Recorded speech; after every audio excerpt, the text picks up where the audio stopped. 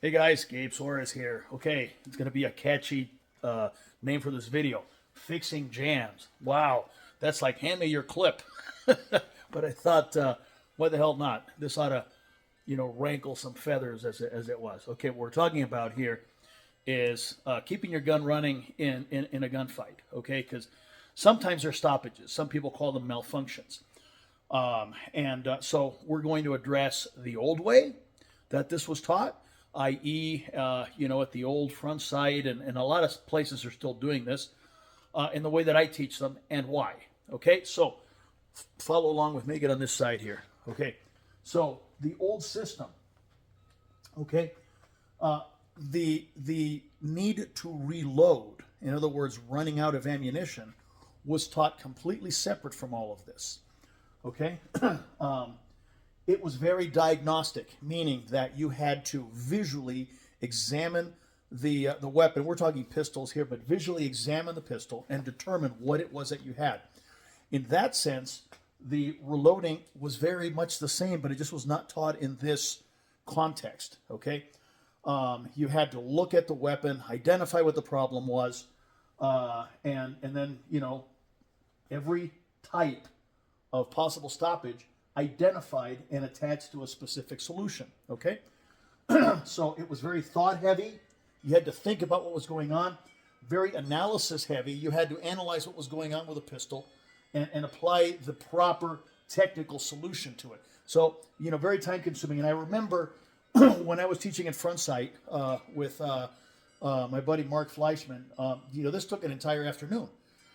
Because you had to teach them how to set it up, and then they had to practice and everything else. And the thing was, I noted that when someone had an actual malfunction during a firing string, it always took them twice as long as what we thought it would take. Like, for example, if I had a student set up, failure to fire, for example, they would be able to figure that out, because they looked at it, they knew what the solution was, they would do the tap rack, and they'd be able to get back on target and fire like within a second.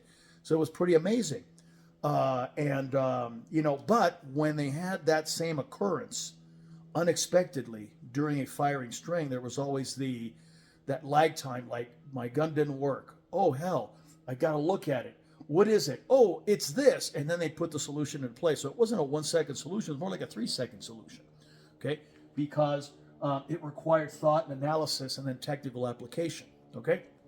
So I thought that was, a little too much. And it seemed like the objective was not to fix the gun and get it back in the fight. The objective was to use this particular technique, so you could score better points and things like that. This system is still, for the most part, the kind of like the standard that a lot of people are following. Some schools, they don't even teach you how to fix these problems. They assume, well, the percentage of times that you have a malfunction in a gunfight is like minimal, so we're not even going to bother. Some schools aren't even teaching people to reload their pistols. Can you believe that? I mean, talk about lowest common denominator underachiever mentality.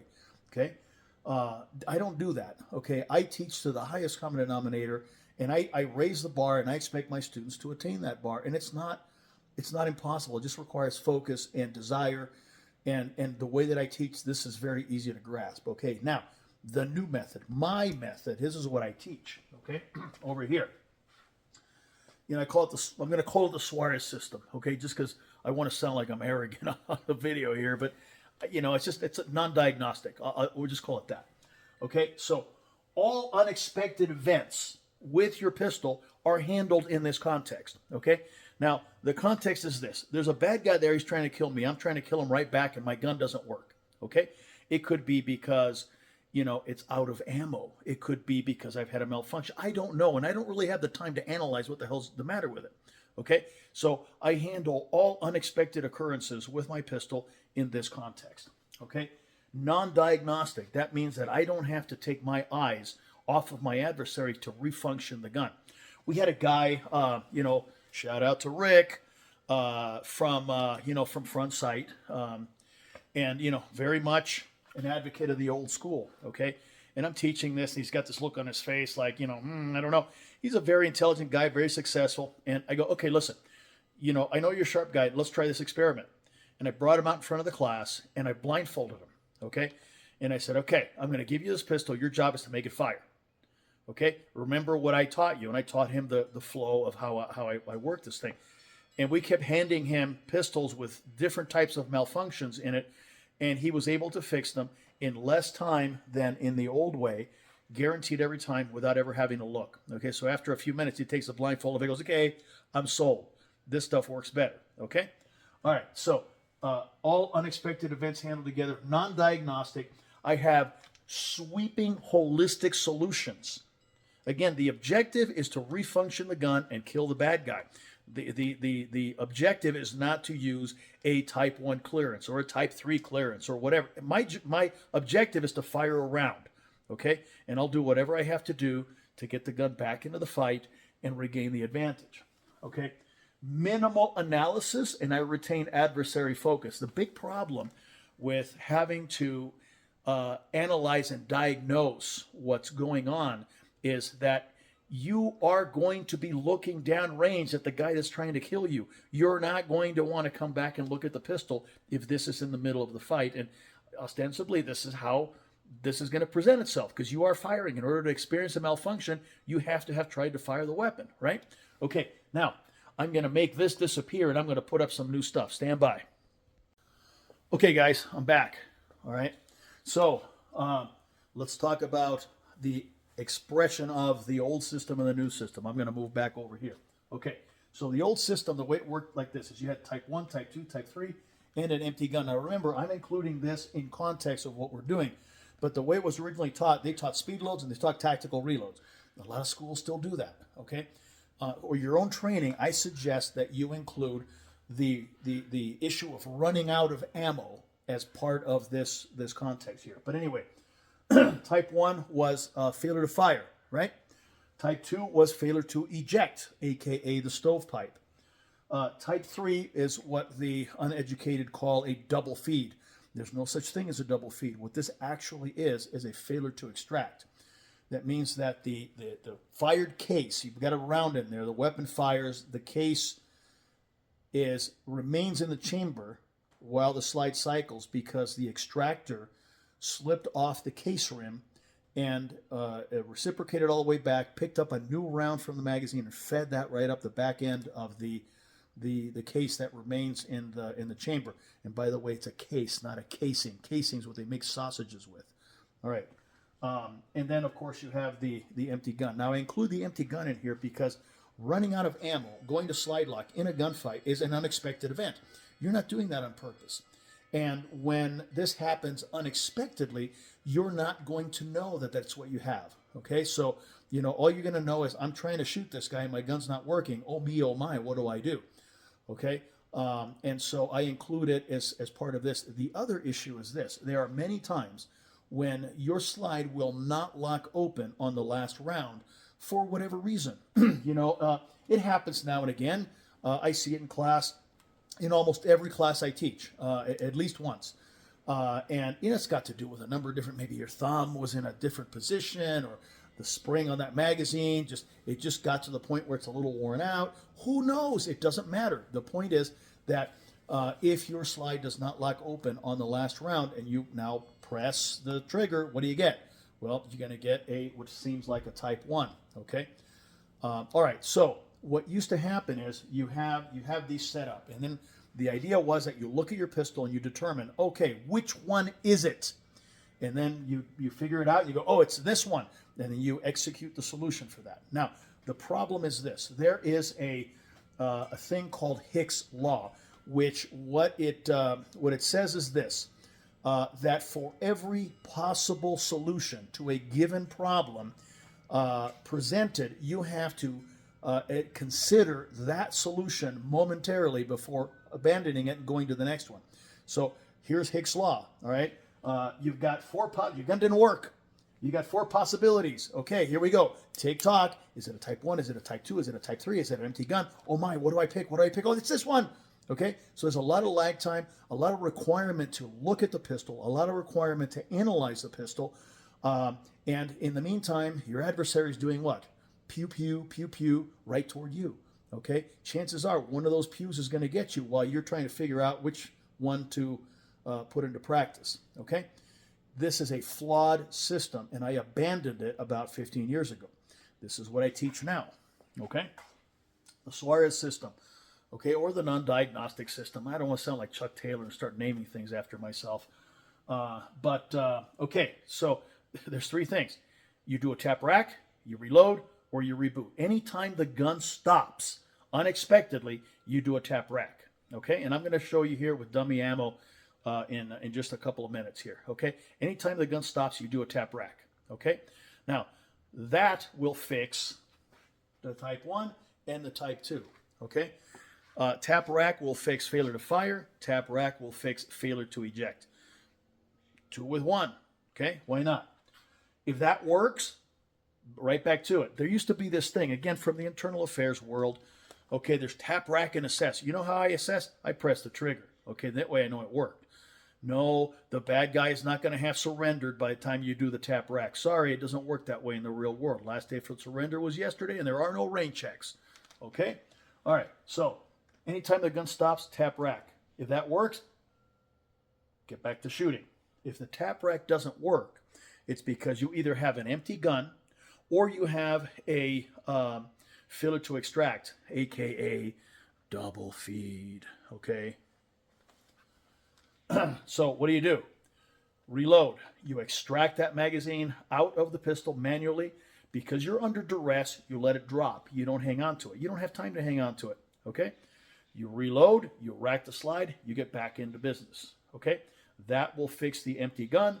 That will fix the failure to extract. Okay? Now, we have a backup just in case. Okay? Because sometimes, you get these crazy compound malfunctions where they're kind of a type 2 3/4, and it's like, oh my God, what the hell is this?